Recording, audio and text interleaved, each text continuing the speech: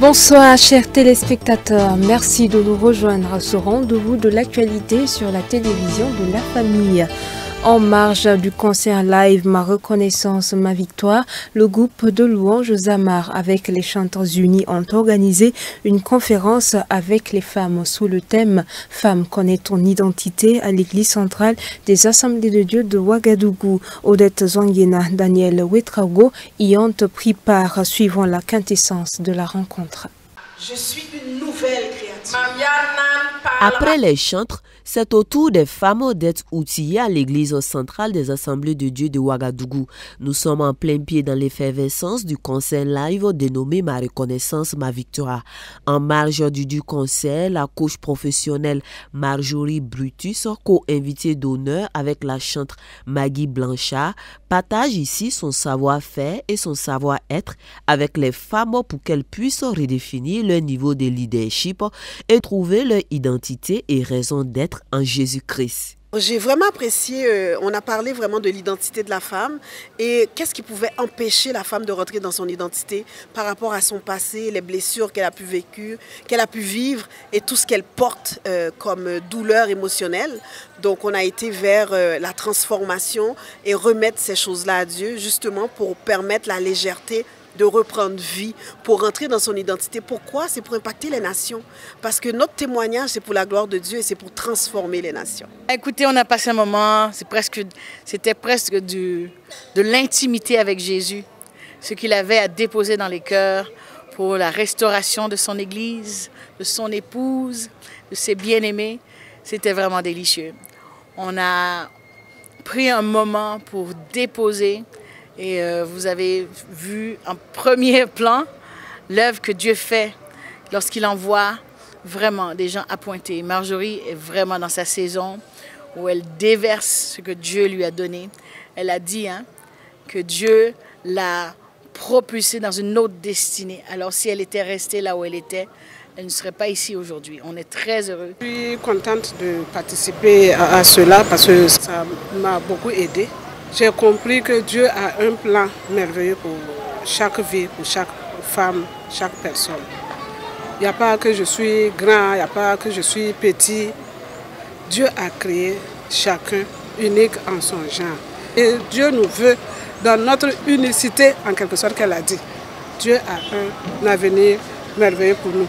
À nous maintenant de rentrer dans notre destinée, de rendre gloire à Dieu pour ce que nous sommes et nous laisser entre les mains de Dieu pour nous utiliser là où il veut, dans son champ, pour la gloire de son nom.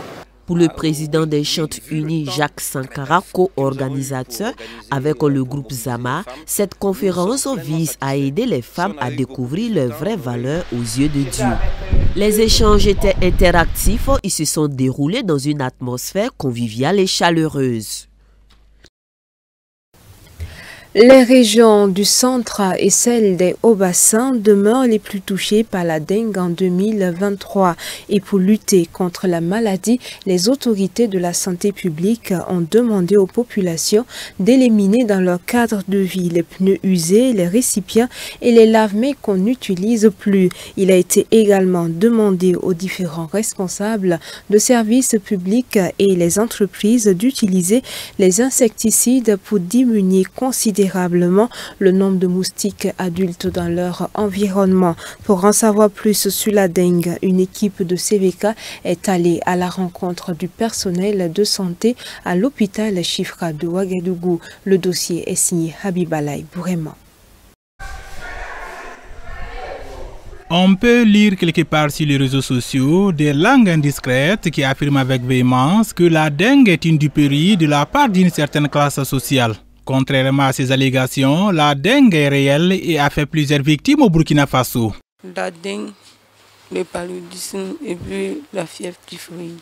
Avant, j'avais des vertiges, des maux de tête et puis des nausées aussi. Mais quand je suis venue ici, je vois un peu de changement, quoi. Je vomis plus trop comme avant. Les vomissements ont ralenti, les vertiges aussi. Ça va très bien, puisque avant que je ne vienne là, j'avais vraiment mal. Surtout le dos et puis la tête. Ça me faisait beaucoup mal. Mais maintenant, ça va. Et puis il y avait des vomissements aussi. Mais ça va maintenant. Avec son personnel bien efficace, l'hôpital Chifra est dans une dynamique de lutte contre la dengue.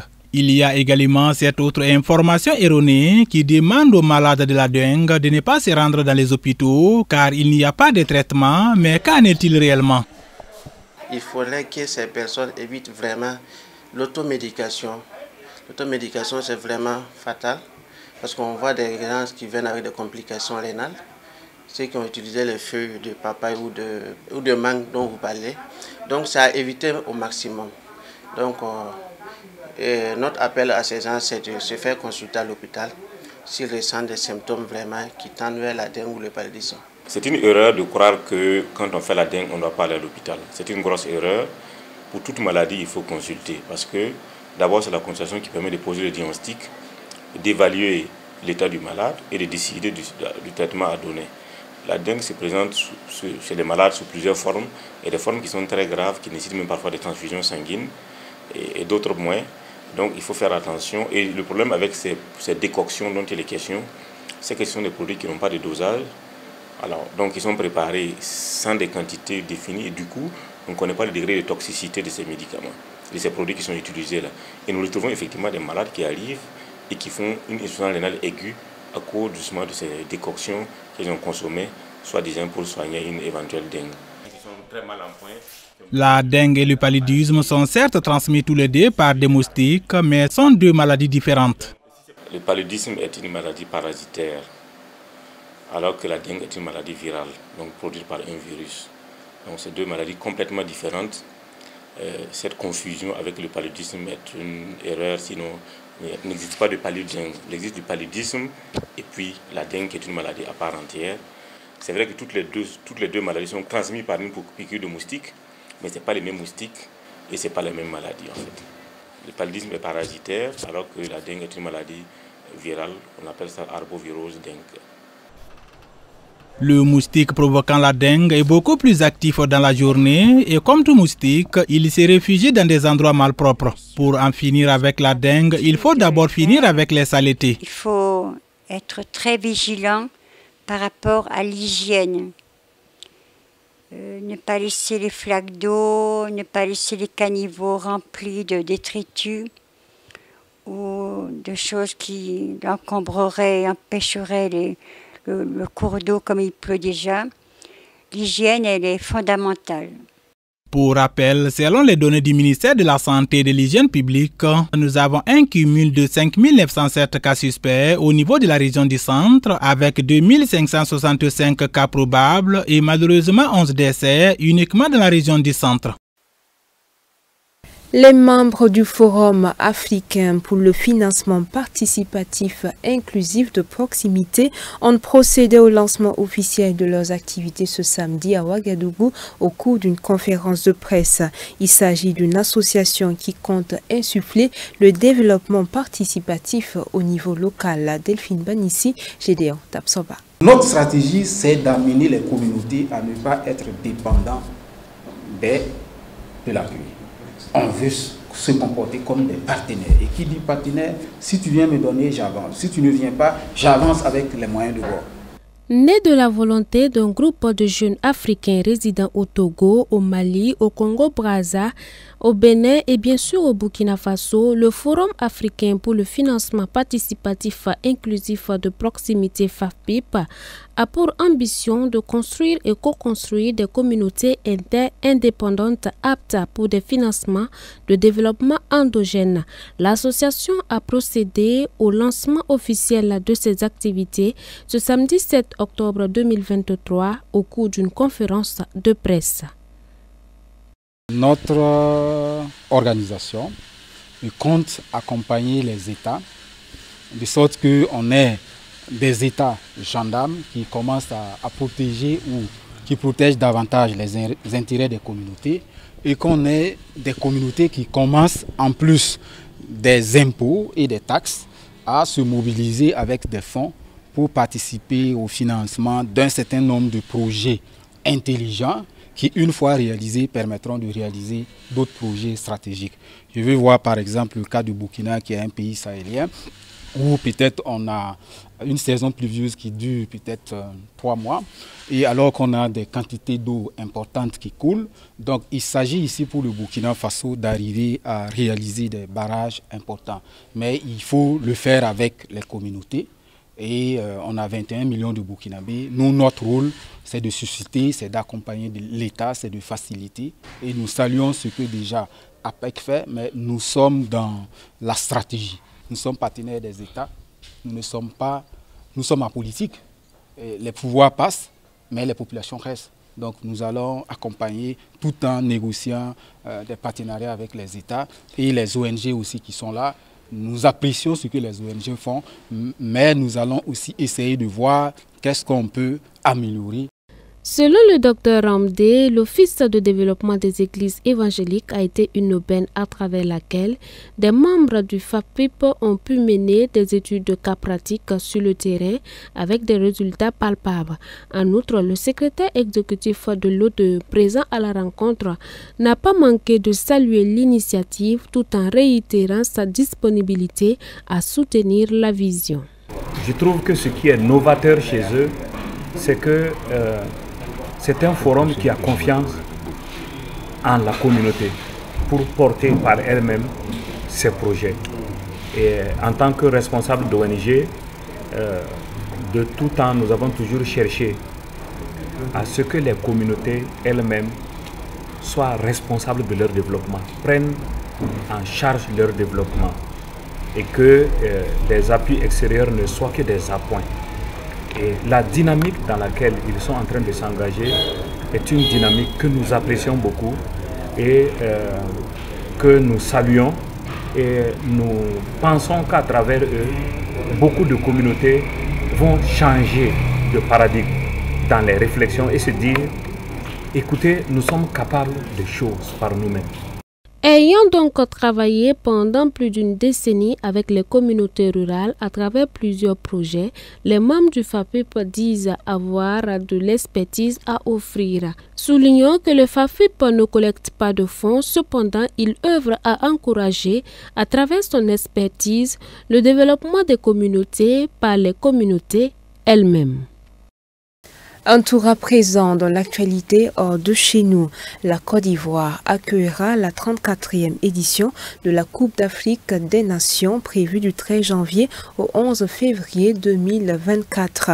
À 3 mois de la compétition, la Confédération africaine de football a organisé une cérémonie à Abidjan pour le tirage au sort de la phase de poule.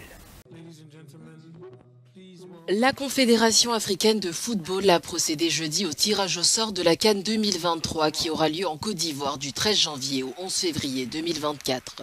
Les stars du football africain Didier Drogba, Sadio Mané, Achraf Hakimi et John Obi Mikel ont participé à ce tirage au sort tant attendu. Dans le groupe A, la Côte d'Ivoire devra affronter le Nigeria de Victor Osimhen, la Guinée équatoriale et la Guinée-Bissau complètent ce groupe qui disputera ses matchs au stade Ebampé d'Abidjan. L'Égypte et le Ghana pourraient être les favoris du groupe B où les deux sélections lusophones, le Cap-Vert et l'Angola, devront tenter de surprendre les Black Stars et les Pharaons au stade Félix Houphouët-Boigny. À Yamoussoukro, les Lions de la Teranga, champions en titre, devront défier dans le groupe C la Guinée, la Gambie, quart de finaliste de la dernière CAN et surtout le Cameroun. L'Algérie, qui hérite d'une poule D qui semble être à sa portée, va rencontrer le Burkina Faso, la Mauritanie et l'Angola au stade de Bouaké. La Tunisie et le Mali se retrouvent dans le même groupe comme lors de la dernière CAN. L'Afrique du Sud et la Namibie complètent ce tableau qui jouera à Korogo au nord de la Côte d'Ivoire. Demi-finaliste de la dernière Coupe du Monde, le Maroc partira favori du groupe F devant la RDC, la Zambie et la Tanzanie. Ils ont rendez-vous au stade Laurent Pokou de San Pedro. Des militants accusent la Banque mondiale et le Fonds monétaire international d'être pleinement coupables d'alimenter les inégalités dans le monde. Une manifestation qui intervient alors que les deux institutions financières tiennent une réunion à Marrakech, au Maroc. Des militants d'une dizaine de pays du monde ont jugé mercredi le FMI et la Banque mondiale coupables d'alimenter les inégalités du fait de la collusion entre le secteur financier et les puissantes sociétés multinationales. Lors de ce tribunal populaire, les militants ont appelé les deux institutions à ne plus travailler avec les pays riches. Nous sommes ici pour être solidaires des autres pays du monde, ici à Marrakech, d'abord pour protester contre ce que le FMI et la Banque mondiale ont fait aux gens partout dans le monde, qui a ajouté à notre appauvrissement et exploitation et à la poussée des politiques néolibérales. Nous sommes également ici pour présenter nos revendications non seulement au FMI et à la Banque mondiale, mais à tous les gouvernements des pays riches. Ils doivent d'abord payer des réparations pour les torts historiques qu'ils ont causés aux gens du Sud. Et nous appelons au changement du système et non au changement climatique. D'après le verdict, le jury a appelé ces institutions à œuvrer de façon égalitaire en allégeant les conditions d'emprunt pour les pays à faible revenu ou en annulant simplement les dettes colossales des pays concernés. Aujourd'hui, nous manifestons contre les politiques du Fonds monétaire international et de la Banque mondiale, qui depuis leur création dans les accords de Bretton Woods de 1944, sont des mécanismes créés par le système capitaliste mondial de l'époque sous la forme de deux pôles. L'un est financier sous la forme du groupe de la Banque mondiale et l'autre est monétaire, représenté par le FMI, dont la mission principale est de dominer par la richesse des peuples du monde. Ces manifestations se sont tenues en marge des réunions de ces deux organisations internationales à Marrakech au Maroc. Selon le FMI, la croissance mondiale reste faible et inégale sous les moyennes historiques. L'épouse franco-gabonaise de l'ex-président du Gabon, Ali Bongo Ondimba, a été incarcérée jeudi à la prison centrale de Libreville pour détournement présumé de fonds publics. Sylvia Bongo Ondimba Valentin, l'épouse de l'ex-président du Gabon Ali Bongo, a sollicité et obtenu un renvoi pour une audience dans 10 jours, laquelle lui permettra de plaider la remise en liberté. En attendant, l'ancienne première dame a été incarcérée jeudi à la prison centrale de Libreville. L'ex-première dame est au cœur d'une vaste enquête sur de présumés détournements massifs d'argent public en compagnie de son fils Nourdine, également en prison. La corruption a gangréné le régime d'Ali Bongo et Sylvia Bongo était l'un des acteurs principaux de ce système de corruption politique, de prédation de la chose publique. Elle a sa place dans la prison centrale de Libreville, elle n'ira pas dans les prisons européennes parce qu'elle a contribué également à la violation des droits de l'homme. Vous avez vu hier l'état de santé de la cruche. Elle prenait ses ennemis politiques, elle les enfermait, elle privait ces derniers de leur liberté, elle les torturait. Donc vraiment c'est une dame dangereuse, c'est une criminelle notoire qui mérite d'être sévèrement sanctionnée. La société civile veillera à ce qu'elle fasse la prison, peut-être même une prison à vie au Gabon. Pour un pays à revenu intermédiaire comme le Gabon, où tout le monde a vu le spectacle, où les gens gardaient des milliards dans leur domicile. Des gens meurent dans les hôpitaux par faute de soins, c'est-à-dire il n'y a pas de minimum pour sauver des vies. Je dis que c'est un crime contre l'humanité, je peux le dire, parce que volontairement prendre de l'argent des populations qui doivent servir à développer des pans de notre pays, on vous parle d'écoles, on vous parle des hôpitaux, des routes, d'électricité, de l'eau, surtout la santé. Mais nous disons que pour moi personnellement, en tant que défendant des droits des personnes victimes dans les hôpitaux, ça ne peut être qu'une grande satisfaction. Et voilà, mesdames et messieurs, qui referme ce journal. Mais avant, la pensée biblique tirée de 2 Timothée 1, verset 7. Car Dieu ne nous a pas donné un esprit de crainte, mais un esprit de puissance, d'amour et de sagesse. Chers téléspectateurs, Dieu a tout prévu. Il savait que sur cette terre qui n'est pas notre patrie, on serait parfois menacé par la peur du manque, la peur de l'échec, la peur de mourir ou encore la peur de rester seul. La liste est longue, mais Dieu a promis d'être avec nous pour faire face à tout ce qui menace notre paix intérieure et notre assurance.